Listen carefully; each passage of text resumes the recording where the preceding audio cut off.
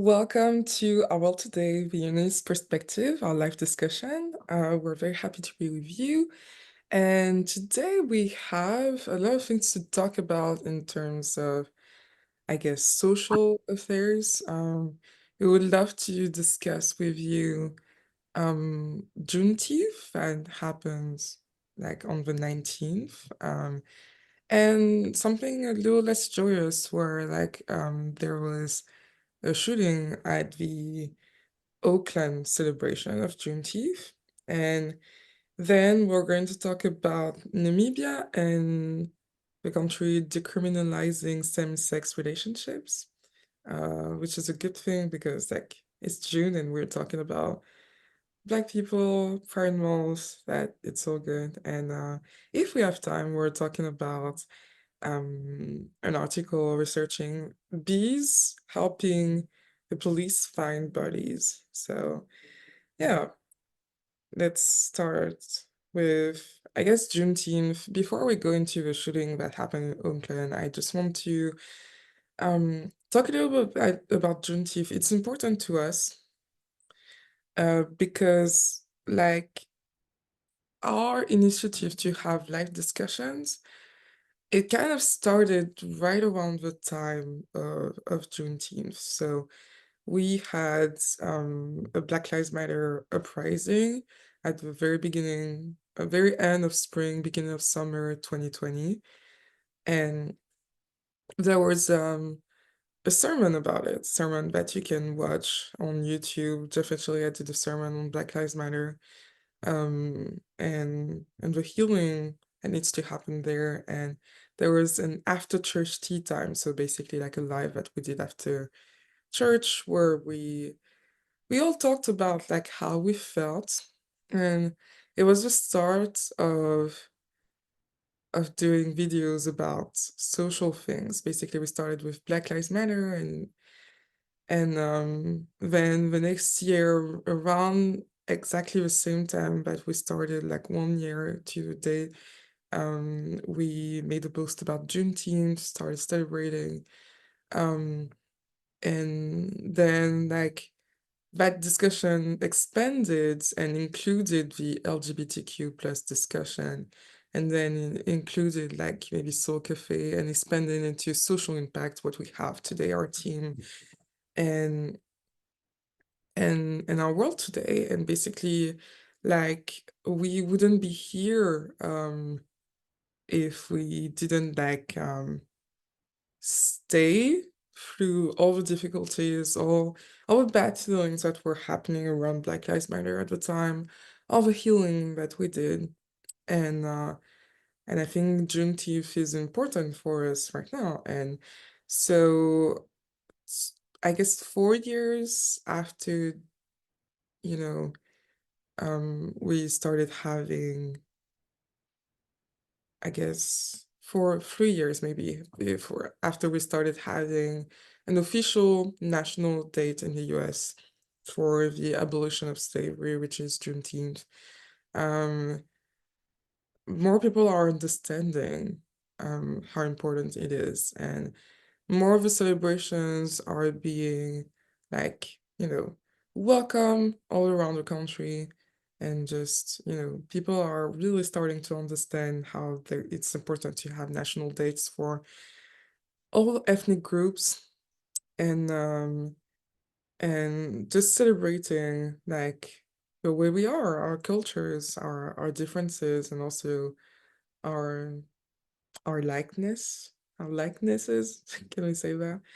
And yeah, that's just, it fills me with joy that we can be here today, like 4 years after we started, and talk about this in a peaceful manner, and just celebrate together, and be together during these events, whether good or bad. And I just want, very candidly to like ask you like how you feel about this, whether you knew about Juneteenth before or not, and even if like you don't necessarily feel concerned, like how does it feel to be in a discussion, um, 4 years after we started, and see how we've grown, and celebrate Juneteenth in our own way.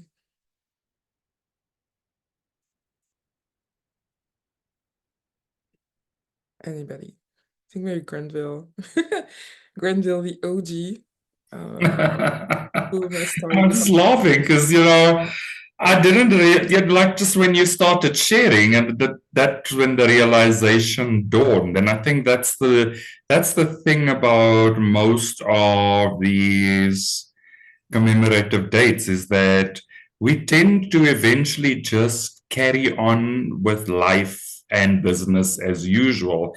And it's important to have these kind of celebrations and just remembrances, because it's our history, right? It influences what we become more cognizant of based on where we've come from. So definitely for me, I think the journey of this conversation and the evolution of this team has been significant. And it was at a time when there were quite heightened feelings around, at the time, what was also, if I'm not mistaken, also some type of shooting, and that triggered the Black Lives Matter movement in the US. And at the time, I recall us having the conversation that it's happened almost smack dab in the middle of a lockdown. Nobody could really move. And so it was almost compelling us to pay attention to what's really happening around us and happening within us related to where we've come from.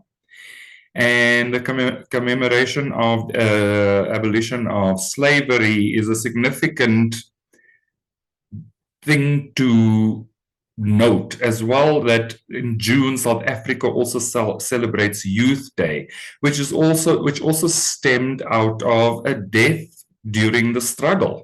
So there was actually one of the youth activists killed during a protest march, and that's how our Youth Day in South Africa, which is June the 16th, became a national holiday. So I get that all of these things kind of evolve out of bad circumstances, but they do highlight, when we do pay attention, how much progress we've made.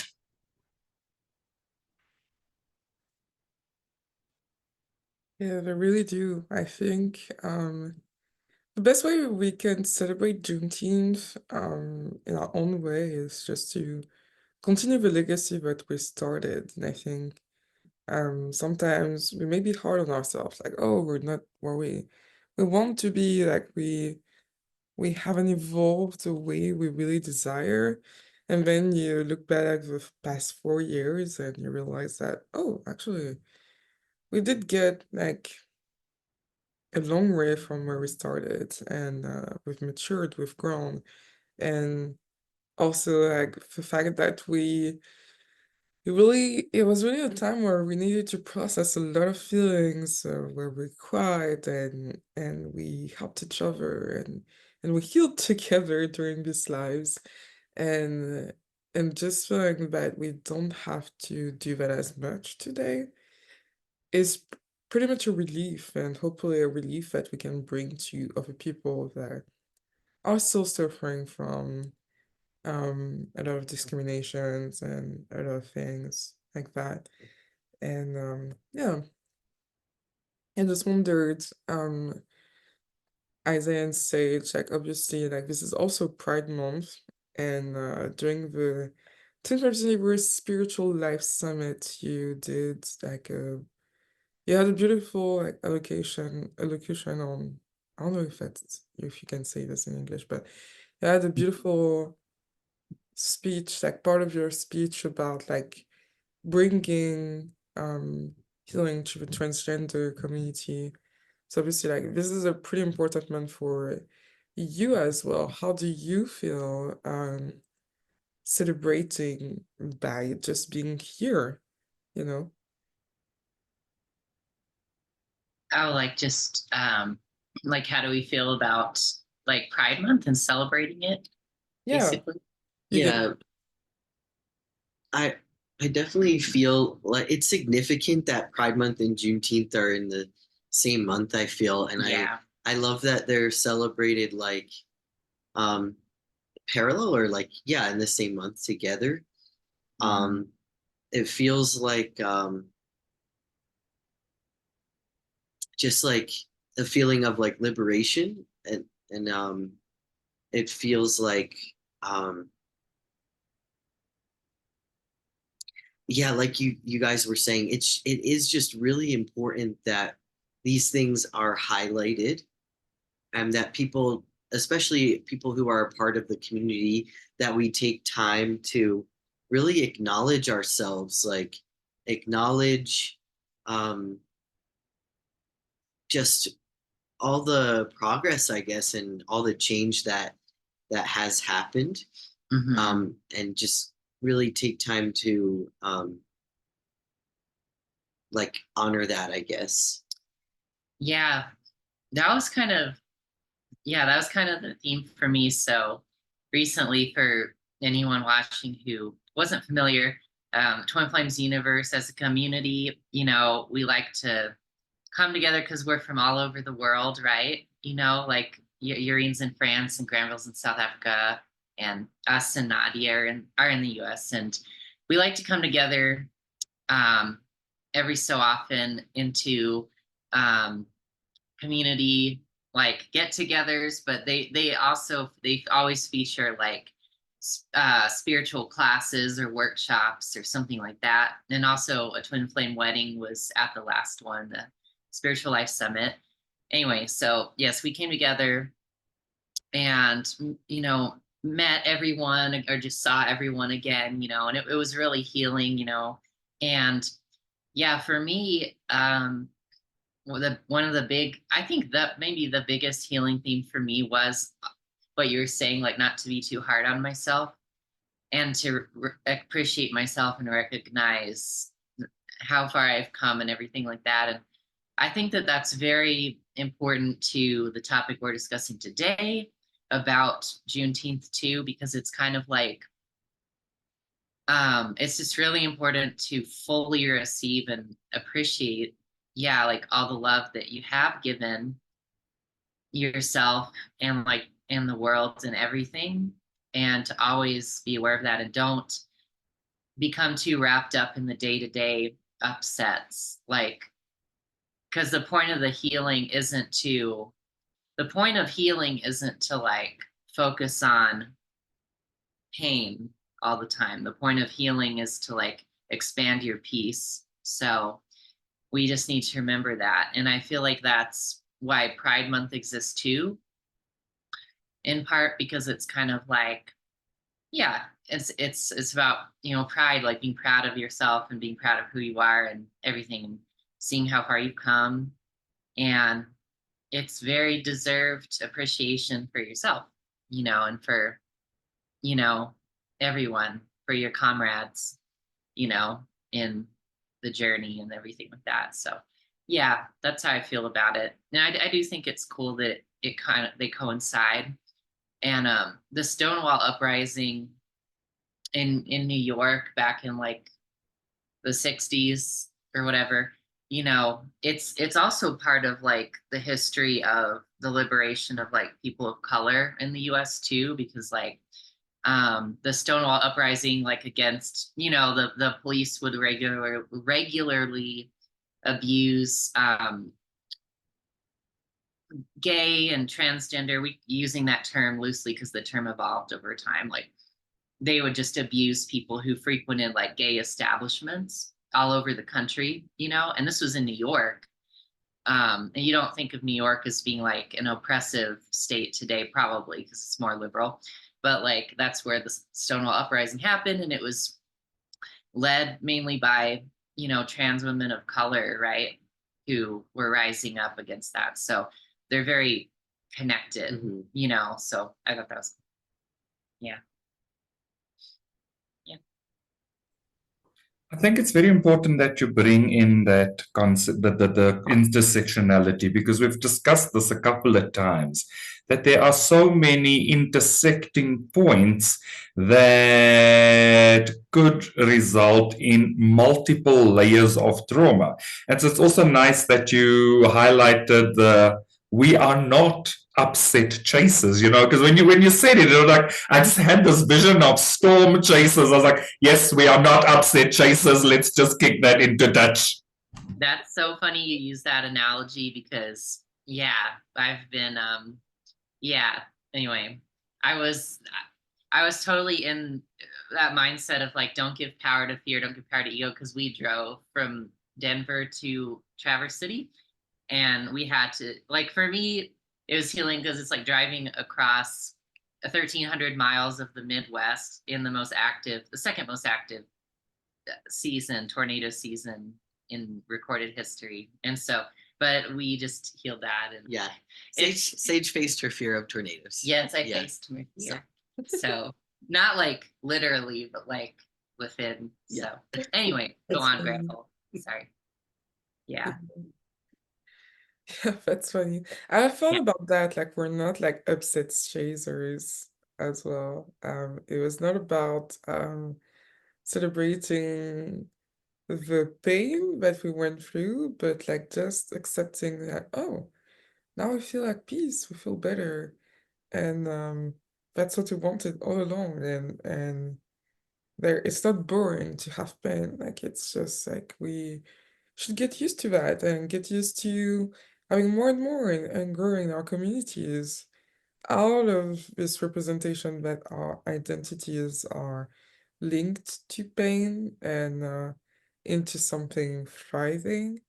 And I just remember now that, a lot of the trauma of Black Lives Matter is gone. Like I remember that 2020 was just the year where the designs of Black Lives Matter were also put on the rainbow flag, and I thought it was such a moment of unity to start doing that.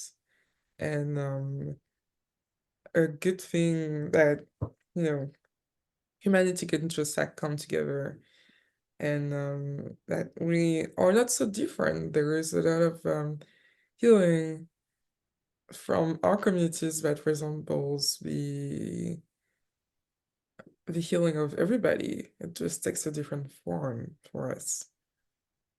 Yeah. Yurine, did you want to give some background on Juneteenth and why it's so celebrated? Well, I am not American. The problem is that I know my own like national and regional abolition dates in France, but I don't have enormous background on Juneteenth. I just know that abolition was done in the year of like 1865 in the US. Correct me if I'm wrong. And Juneteenth was always celebrated nationally, regionally, sorry, in mainly the eastern like states of the United States in the Black communities. So it's been around for a while. And that reminds me that, Abolition Day was celebrated regionally for, decades and probably the whole century in France too, in my like local region in the French Caribbean. And there was just a moment where it was discussed to like bring it up as a national holiday, and Kamala Harris, Vice President of the United States, just decided to do it in 2021, about 1 year after we started this live. And it was just like a moment, like obviously like not many people clearly understood what was Juneteenth, but by bringing it up and say like, oh, it's going to be around for as long as we want it to. Basically like there is always going to be a day of remembrance. And it's important to remember history.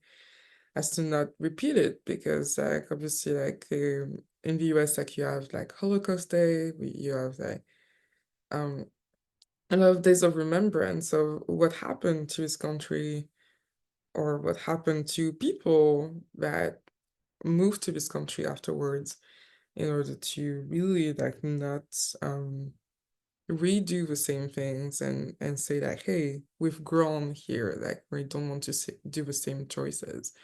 And I think it's important to have these days everywhere where it matters. And yeah, that's just what I can say. I don't have a huge background on Juneteenth, but I think hopefully that I can bring some awareness for people who didn't know.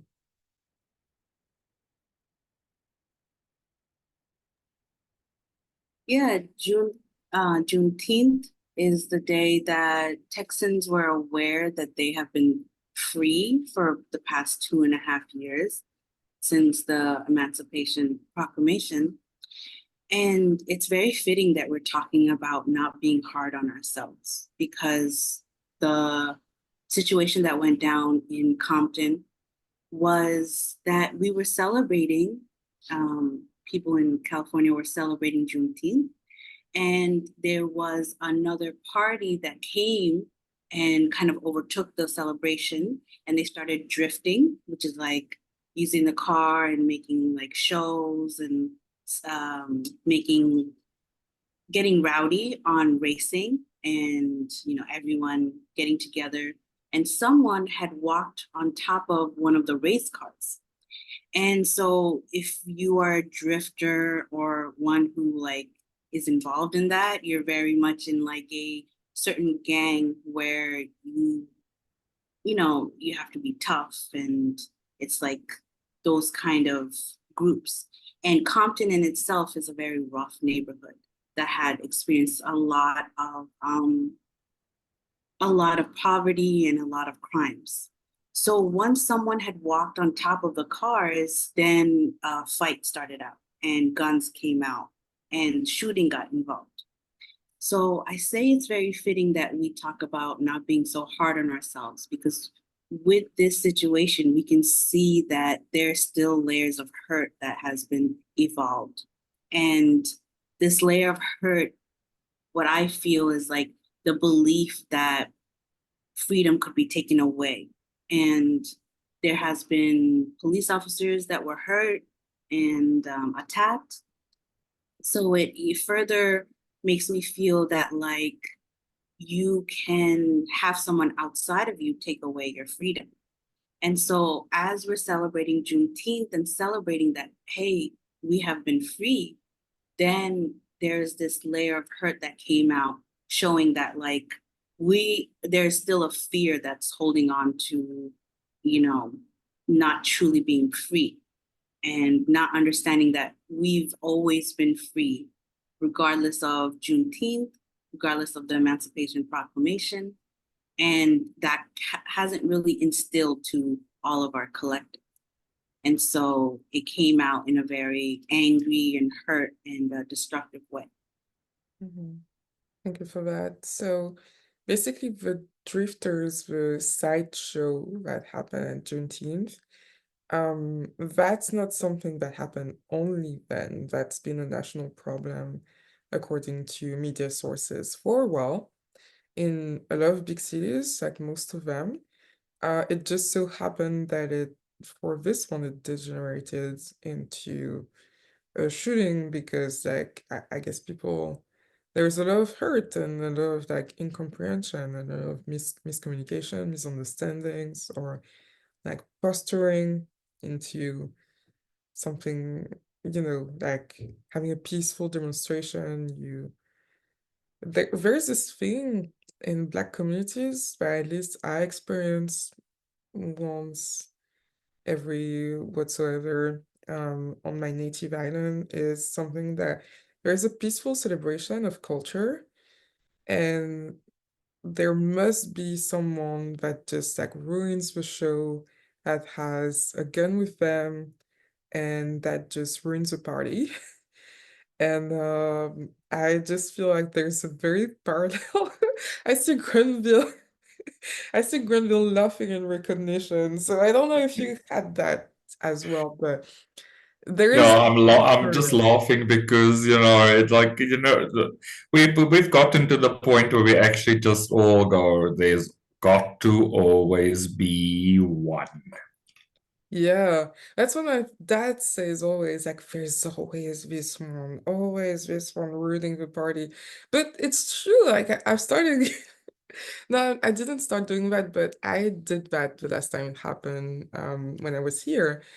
And it was like I was so upset because there was such a beautiful, beautiful celebration of culture, actually a celebration that is recognized worldwide as something unique to us and something that we should preserve. Um, and there was just like someone that didn't want to lose his gun and attacked some police officers, and there was a dispersion, and people were scared, and like it could have been bad. And I think like I don't know why we get to I don't know why there's just like these disruptors always ruining the show for somebody. I don't necessarily feel upset with it anymore, but I think that's what I was telling about. Hopefully, like the peace that we've gained, that's something that we can bring to other people to alleviate their suffering. And so there must be something there, for a lot of people to heal. And I just wonder what it is. And if you have insights, that will be cool. If you don't, that's okay. Like we gotta take our time with this one because obviously it stems from probably like a deep hurt, both for the disruptors and for people that were experiencing like a peaceful event that got ruined, basically. So part of me almost has the sense that it's going to sound unusual, but these people still serve a purpose. And, that the purpose I sometimes feel is that they're almost there to highlight what the contrast actually was so that the rest of us have the opportunity to reaffirm our choice of peace and our choice of freedom in that space. And so, unfortunately, it may present itself in ways that we don't appreciate. But again, there's always a purpose to these things. Nothing's coincidental. So I feel like it's literally like the same as when you make the choice to heal, and suddenly there's this unusual invitation to kind of step back into the old pattern so that you actually reaffirm your choice and take that next action step in your new choice. So there's probably a slightly different perspective that I see it from. Yes, it does trigger the irritation bell, but if you look at it more holistically, there's no such thing as a coincidence. So there's a purpose to that disruption, and we kind of need to find the gem in that disruption so that we can understand what the purpose was, and probably then reaffirm our choice to live in a free, comfortable, cohesive nation, neighborhood, group, all of those kind of things. I get an imagery when you were talking about that Granville, and I see this a lot in Black and Brown communities where it's like you open the prison gate for them, and they actually take the prison gate and close it on to themselves because they rather stay inside the prison than go outside of the cage of fear that they have created. And it almost feels like they have created a fear in themselves that we will never be safe, we will never be not slaves, that they manifest that themselves by creating violence and creating disruption that they think will eventually happen for them. Yeah, I was gonna say, yeah, it's like the same essential thing. But I thought that was really cool what you said about that trauma repeating. And I guess it's about fully liberating yourself from the trauma and from the inner. It's like full liberation is inner liberation, and you have to totally let go of the trauma, and you have to choose to no longer live with it, you know. And I think that's what events like these underscore. But I think it's really important that we're doing this, like we're giving some sort of like coverage of what happened, but in a healed way, like because we want to start with the meaning of Juneteenth. We want to start with the meaning for ourselves. We want to see the healing purpose of everything. And it's healing because in the mainstream media, the way that this kind of stuff is presented is, I would say that it's really disempowering, because they kind of, all they do is they go straight into the wound, like they go straight into the drama of it and the upset, and that's all they do. And then they kind of just leave you there, like it's literally just that. And I can imagine, well, yeah, I mean, I know how it feels too from the perspective of, I don't know, being a trans person and seeing how, let's say, like, if there were, you know, a hate crime against a trans person or something, right? Like the way that they cover it, but we can see that in any coverage of anything, how it's just sort of, hey, like here's some, you know, tragedy to, like, I don't know, entertain you. And that's how they present it. You know, they would never say that, but that's the ethos behind it, if you can call it an ethos. And yeah, it's not cool. And so I'm glad we're taking our power back from it, because I think that's the lesson too, is that like even with these things coming up, you don't want to give your power away to that, and you want to remember like why you're there. Like, why are you, like, what was the real occasion? Because these people who like disrupted the event and everything and did the sideshow. Well, yeah, that's perfect. It was literally a sideshow, like meaning unimportant, right? It wasn't the main thing. So don't let yourself make that the main thing, because it's not. Yeah. It's, the whole thing was about heal and release trauma and commemorate how far you've come and what happened. And yeah. So yeah, it's about I think like really claiming that like your foundation is one that is like good, right? That that can't leave or be taken from you or anyone. And like, yeah, that it's, yeah, really fully release, like you're saying, with releasing the trauma, and like knowing that yeah, you do and you can have the like good and a peaceful foundation, you know. Yeah, I agree. I feel like up until this morning, I was like, I want to talk about the Oakland shooting, but I feel bad, a little bit bad about it, because that's the thing that we saw in the media. Um, Again, like it's like the Associated Press news, so they report on things of unrest, war, conflict that happens in the world in the most neutral way that they can. So obviously, like that was the thing, but we didn't see anything about, searching. I didn't see much this year, many articles about Juneteenth. Um, Maybe one or two, but it wasn't like the big media. And possibly because there was so much happening during that week as well. Whatever was happening, but there was really like a moment, a turning point, and I don't know if it's happened this morning, where I was like, I actually want to talk about Juneteenth, period.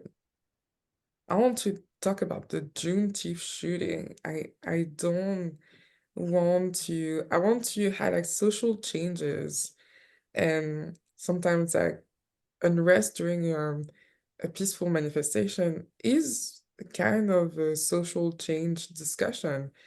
But the main event was Juneteenth, and I think there was a moment of really filling into what the media was saying and filling into what we wanted to highlight, because like we could have gone into the, oh, yet again, like black people are victimized, and thank God we did not. And I think there was something to what Nadia was saying about like closing the door on yourself because you're scared. You're more scared of change than going out of your cage of fear, or of making a new choice, or of taking a risk and taking the hand of your brothers and sisters that are trying to help you. And I see it a lot in like weirdly rappers. I felt like innocently when I was young, or even like recently, that rappers just left their gangs when they become rich, and I was kind of shocked to see that they actually used it to give power to their gangs and give them like resources and studios and money and things like that. And I was like, aren't you tired of death and violence? I mean, like, this was your way out. Like, why don't you use it?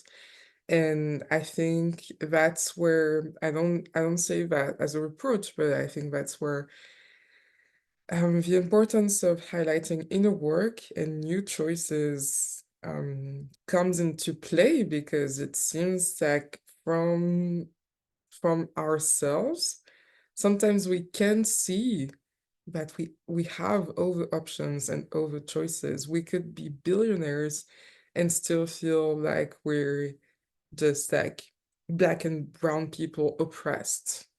And I think that's where we come in. And I think this discussion are important to highlight how just how needed the work we do is like around the world. But yeah, that's it. Yeah, and something else that Sage said that kind of stands out to me as well is just, you know, the feeling that media does glorify the dysfunction. And I think that again, it's, you know, while we don't like it, it's also probably giving us the opportunity to make new choices in the type of media that we would like to serve us. So again, you know, the contrast, while we prefer not to learn through the contrast does give us an opportunity to make new choices. And to create better media too. I know some people who are doing that, so it's good. So I wanted to piggyback on what Sage said about not falling into the trap of feeling like we were victimized. I don't know how you said it. It was really good, but I'm paraphrasing, sorry. And transition into the subject of Namibia and how it went about decriminalizing same-sex relationships. And I just want to read the actually good article. Thank you to the person who shared it. And like the first few sentences, because I think it's like it's so good. And so Windhoek, that is the capital of Namibia. A top Namibian court on Friday struck down the African country's colonial-era laws criminalizing same-sex relationships in a victory for LGBTQ community. The High Court in the capital, Windhoek, declared the crimes of sodomy and unnatural sexual offenses as unconstitutional and invalid in a ruling held by LGBTQ rights groups. And the last sentence, which is my favorite, we are not persuaded that in a democratic society such as ours, it is reasonably justifiable to make an activity criminal just because of a segment, maybe a majority of the citizenry consider it to be unacceptable. The judges wrote. And I was like, well done, High Court of Namibia. It was such articulate way to say like we choose love, and it's so simple, and yet like I don't know, it was just divine. And they stood by the Human Dignity International Organization in order to give their ruling, and I think that's a choice of love, and that was applauded by a lot of people, and it was not just, and I think that sometimes we get on with life, as Grenville would say, and we forget that, like, oh, another country decriminalizing same-sex relationships, but like the way that they do it, and the channels that they use to do it, like there is something really important that we mustn't forget here, and I think it was very important to highlight this today. And I just want to see like how you feel about it. Let's just talk.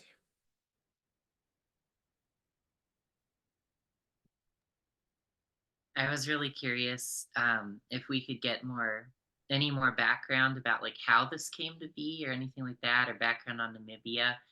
I know Namibia used to be a part of South Africa, right? And it became independent in like the 90s when the apartheid regime fell, I believe, right, in South Africa. Is that right or wrong? Yeah. But So they became independent of South Africa in 1990. At the same time, probably in a similar time period to when Nelson Mandela was actually started, the conversations were starting to happen around releasing Nelson Mandela from prison. But this law dates back to a colonial law from 1927. So, while it's a great victory, it's also a little bit slow to the party. But having said that, considering that we've heard over the last couple of years many African countries kind of reintroducing some of these archaic laws, and South Africa being the only country in Africa where same-sex marriage is actually legalized, and that happened in 2006. So there's great strides, as you said, Yoreen, and things starting to happen, but we must also not lose sight that there's also quite a way to go under these circumstances. And a lot of it stems from very archaic, paternalistic practices in what used to be tribal African countries. Yeah. That is the other side of the thing that I wanted to highlight. However, 1990 is not much. Like in the span of life of a country, it's a second. And I would say, yeah, there is like ways to go. But I think sometimes like the new choice, by example, is also powerful for evolution. And I think that's what we're celebrating right now. The other thing is, I think there is a tendency in the colonial era of countries to get very closed in on themselves by fear or by internalizations of unfair systems and unjust systems that didn't necessarily exist before. I'm thinking of, for example, like the sub-Indian continent and the way that saris were way more liberated before, and you really had to cover your body after the colonial era, and like the tradition of being pure by covering yourself as much as possible doesn't really date back from the original tradition, but from the patriarchal interpretation of a tradition, which is fine, but like not to use to kind of abuse and be violent towards the communities that choose otherwise. And I think that's a similar thing that happens in Africa right now, with I guess the former Christian mindset of purity, and how basically being LGBTQ could be a crime. And there is a lot to unpack there, because there is a lot of misinterpretation, and I think a lot of people are not educated into like their own true identity. And I know I can have compassion, because I knew I had to shed so many layers of what was my identity and what was not my identity, in order to get to where I am today. And I think like a lot of people of color can attest to that. So that's a very people of color kind of problem, even though it's like LGBTQ community kind of problem. But I think a lot of LGBTQ communities around the world also experience this. And identity is like just a big thing overall. And we're all just shading the false notions of our identities and welcoming the new. And yeah, I'm just curious how you feel about that. Hopefully, like that was my seeing of a thing, but like hopefully that's something that you relate to, or maybe you have different experiences. I'm curious to know. So something that stands out that is probably quite beneficial is that even though these individual sovereign countries in Africa are making some considerably dubious choices, a lot of them are also part of the African Union, and they continuously elect leaders from more progressive countries. So South Africa has led the African Union a couple of times through their various presidents, and so that there's you can see that there's almost a call amongst the collective to transcend those barriers. The difference is potentially that they're still not completely healing in that space internally for it to start materializing in the external reality. So there is a little bit of a almost like like a smoke screen kind of effect. Like you're seeing the really bad picture, and the sense of healing that we know is able to be had, the sense of peace that is able to be had through true healing is not quite coming to fruition just yet. But there is that I do have a feeling that there's definitely greater choices towards greater healing.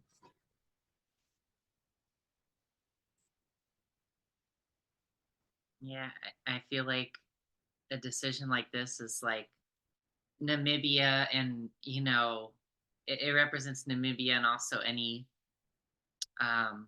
formerly colonized country kind of saying no to that divide and conquer strategy. Because I feel like, yeah, it's what happened with like the whole stigmatization of like um gender and sexual minorities and stuff like that. um it was all about being like the colonial people, what I'm trying to say, the colonizing group being like to the colonized group being like, hey, like look at this subsection of your society, like aren't they, don't you dislike them? And then they're like, oh yeah, I guess we kind of do, I guess you're right. And it kind of creates this feeling of like differentiation, so you can kind of be like, oh yeah, like those are the people who, you know we sort of disapprove of. It gives you a false sense of like, I don't know, connection or affiliation with with the colonizing population, right? And I think this is about breaking away from that and realizing you don't ever gain anything from like trying to like look down on someone else or, you know, yeah, subordinate any other person. And so I think that's good. And yeah. And I was also wondering in Namibia, I know we talked about Singapore and maybe other countries like decriminalizing same-sex relationships or same-sex sexual intercourse or whatever, but like I feel like in most of those countries or even all of them, like those laws are on the books, but they're never actually enforced. But the problem is like they could be, and I feel like yeah, like if I were in a country or jurisdiction where that was technically the law, it would definitely feel uncomfortable. Was it I wasn't aware, like, is it that way in Namibia too, where it was like, oh yeah, this is the law, but it's like never enforced, or like was We it not? I we don't don't know. know. Like the way Yeah. the High Court vocalized it is like we cannot continue violence against a group of people. And here's where it's important to have the whole story of social reality of a country, even when a law is not yet passed, because a lot of Western countries legalized same-sex marriage very late, but LGBTQ communities were accepted pretty early on, even with discriminations. And right now, like the whole thing with like the southernmost points of Africa and South Asia is that they're decriminalizing it so that there's no more violence toward this group, like utter like violence and rejection and apartheid towards these groups. So it's different, right?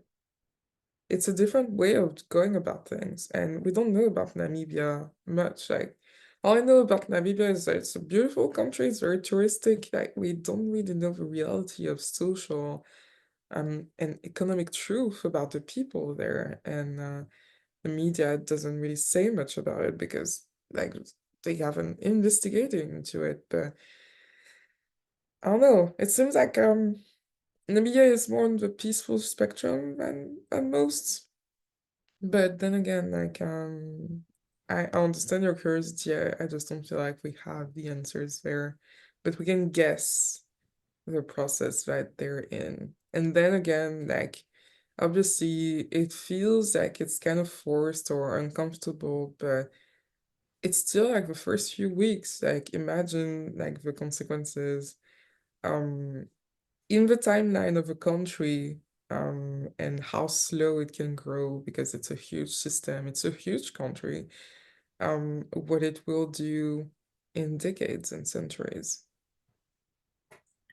So partly on that point of not necessarily knowing the reality, I think part of the challenge is that where you have a South Africa with such a progressive law, albeit in its early stages, I mean, it's like enacted in 2006, you still have violence against LGBTQ, against the LGBTQ community in many Black communities.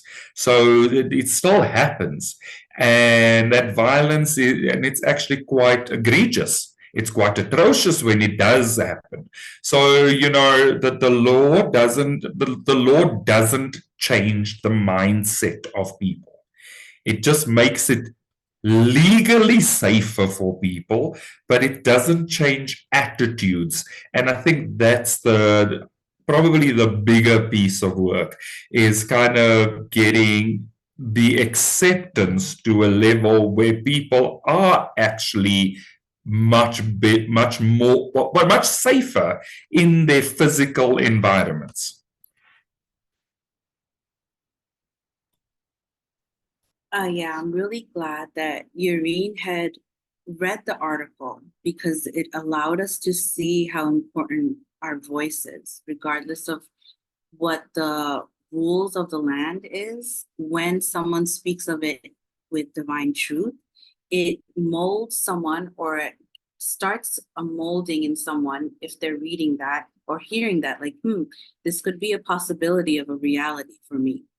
And I see a lot of African leaders that are like, they're very like loud when they speak, like in their speeches, and they're condemning same-sex relationships, and they're very like instilling fear among people that like you cannot do this. And of course, someone who looks up to their leader and hears this, they will like take that and absorb that and feel like, oh, he's saying something that I need to revere to. And yet, if you read this article, or if you, find it somewhere, or find our voices or anyone else's that speaks divine truth, that is something, just a droplet of something that allows you to expand your peace and maybe think of a new reality, regardless of if you are looking up to your leaders and they're saying something, you still have some type of trickle of the truth that can be shared and can be spread. Yeah, I would agree. I would agree that the way the hiker expressed it was like very powerful and peaceful and a very good boundary, I would say. And no matter where we at, in terms of like the work and evolution, we can recognize the divinity in that moment. I also think that it's important that what both of you are saying, because I read a meme the other day, and it kind of just reminds me of encouraging people to stop closing their minds off to things. And so it actually says, be careful who you hate, because it might turn out to be someone you love. I was like, that's actually very fitting, because lots of people might hide that truth because they have a fear in one way or another, and your behavior probably could very well influence them into being even more fearful. And so, it's just all of those things that stack up. And divinely, yes, they can't be threatened, but physically and growing up, and from the perspective of youth, you do need to be held a little bit more than us who have now stepped into our adulthood and are fully independent. When it's that age and that impressionable child, it makes a significant difference, where acceptance coming from the outside does actually make you feel safe. Yeah. I feel like that's a very good quote and message to close this conversation on. Very juicy, very beautiful. Thank you for everyone who's watched this, and I hope you felt inspired by us talking about our realities and what it's like to live and be from a minority or the LGBTQ community at this moment, for us and for other people. And if you've enjoyed this discussion and you've watched on YouTube, please like and subscribe and comment and share so that we can do more of those, and get comment your ideas on what we could talk about in the next few weeks. And with that, I'm going to wish you a very good day and see you soon. See you next week.